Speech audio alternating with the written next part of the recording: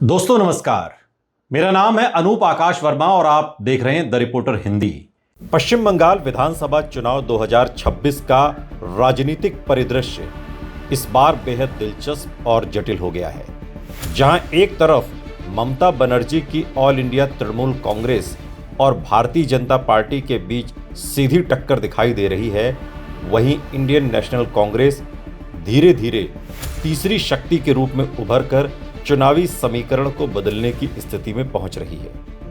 2021 में जहां कांग्रेस 0 सीटों पर सिमट गई थी, वहीं 2026 में उसका लक्ष्य सिर्फ सीट जीतना नहीं बल्कि पूरे चुनावी गणित को प्रभावित करना है और यही उसकी सबसे बड़ी ताकत बनती जा रही है। सबसे पहले जमीनी हकीकत को समझें तो ये चुनाव पूरी तरह क्लोज फाइट में बदल चुका है।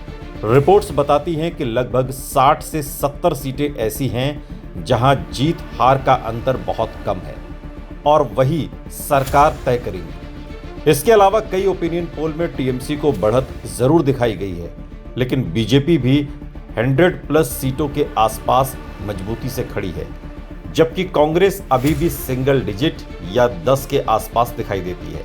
इसका मतलब साफ है कि सीधा मुकाबला टीएमसी वर्सेस बीजेपी का है, लेकिन कांग्रेस निर्णायक फैक्टर बन सकती है। अब सवाल आता है कि कांग्रेस की असली ताकत क्या है पश्चिम बंगाल में। सबसे बड़ी ताकत है 294 सीटों पर अकेले चुनाव लड़ना। इससे कांग्रेस को दो बड़े फायदे मिलते हैं। पहला, उसका वोट शेयर पूरे राज्य में फैलेगा और वो विजिबल पॉलिटिकल फोर्स बनेगी। दूसरा, वो उन सीटों पर भी प्रभाव डाल पाएगी जहां पहले उसका कोई अस्तित्व नहीं था। दूसरी ताकत है क्षेत्रीय पॉकेट्स। मालदा और मुर्शिदाबाद, यहां कांग्रेस अभी भी मजबूत है। उत्तर बंगाल में इस्लामपुर, चोपड़ा, रायगंज जैसे क्षेत्र, नदिया और उत्तर 24 परगना, यहां कांग्रेस फाइटर की भूमिका में है। इन क्षेत्रों में कांग्रेस 10 से 15 सीटें जीतने की स्थिति में आ सकती है और यही उसे किंग मेकर बनने की ओर ले जाता है। तीसरी ताकत है त्रिकोणीय मुकाबला बनाने की क्षमता। करीब 50 से 70 सीटों पर कांग्रेस मुकाबले को त्रिकोणीय बना सकती है। इसका मतलब है कि टीएमसी और बीजेपी दोनों का सीधा वोट बैंक टूटेगा। छोटे छोटे वोट स्विंग से परिणाम बदल सकते हैं। कम मार्जिन वाली सीटों पर कांग्रेस स्पॉइलर बन सकती है। यही वजह है कि इस बार चुनाव केवल दो दलों के बीच नहीं बल्कि 3 कोणीय हो गया है। अब अगर टीएमसी और बीजेपी की स्थिति देखें तो टीएमसी अभी भी सबसे मजबूत पार्टी है। महिला वोट और वेलफेयर योजनाओं पर पकड़ है। ग्रामीण इलाकों में मजबूत संगठन है। अल्पसंख्यक वोट का एक बड़ा हिस्सा टीएमसी के साथ है, लेकिन उस पर भ्रष्टाचार के आरोप भी लगातार लग रहे हैं, जिसको बीजेपी चुनावी मुद्दा बना रही है। लेकिन ऐसे में सवाल यह है कि बीजेपी की क्या स्थिति है। बीजेपी इस बार anti incumbency plus Hindutva plus विकास के मुद्दों पर चुनाव लड़ रही है। उसका फोकस सीमावर्ती इलाकों, मतुआ वोट और उत्तर बंगाल पर है। पार्टी को जमीनी स्तर पर समर्थन मिलने के संकेत भी दिए जा रहे हैं।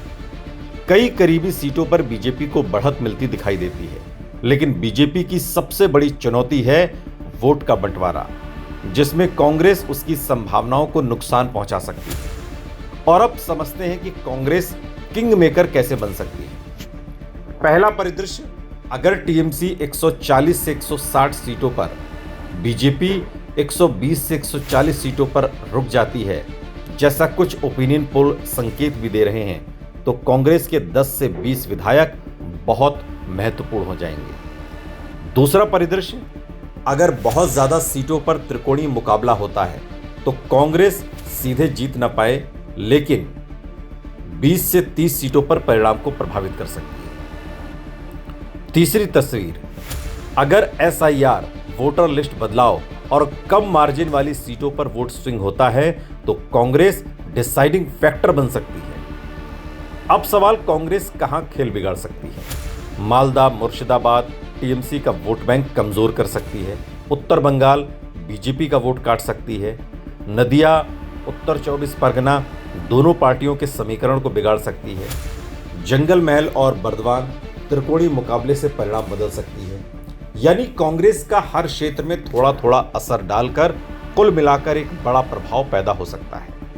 और अब बात करें नेतृत्व की, तो राहुल गांधी और प्रियंका गांधी इस चुनाव में कांग्रेस को ऊर्जा दे रहे हैं। राहुल गांधी संविधान, लोकतंत्र और बेरोजगारी के मुद्दे उठा रहे हैं, तो प्रियंका गांधी महिला, सामाजिक न्याय और संगठन पर फोकस कर रही हैं। हालांकि बंगाल में चुनाव मुख्यतः क्षेत्रीय नेतृत्व आधारित होता है, फिर भी इन दोनों नेताओं की मौजूदगी से कांग्रेस का कैडर एक्टिव हुआ है और मीडिया का एक नैरेटिव है, उसमें भी जगह बनी है। सबसे अहम सवाल कि कांग्रेस कितनी सीटें जीत सकती है। रिसर्च और मौजूदा ट्रेंड के आधार पर मिनिमम 8 से 10 सीटें, रियलिस्टिक 18 के करीब भी सीटें जीत सकते हैं, 10 से 18।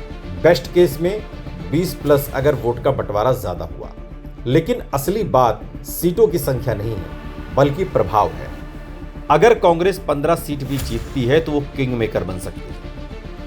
अगर 20 सीट के करीब पहुंचती है तो वो पावर बैलेंस बदल सकती है।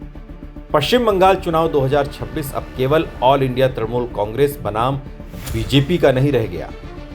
इंडियन नेशनल कांग्रेस भले ही सत्ता की सीधी दावेदार न हो, लेकिन वो इलेक्शन डिसाइडर बनने की स्थिति में पहुंच चुकी है। वो वोट शेयर बढ़ा रही है, सीटें जीत रही है, मुकाबले को त्रिकोणीय बना रही है और सबसे महत्वपूर्ण, बीजेपी और टीएमसी दोनों के समीकरण को बिगाड़ रही है। यही वजह है कि 2026 में कांग्रेस की भूमिका छोटी पार्टी की नहीं, बल्कि किंग मेकर की संभावित भूमिका बनती जा रही है।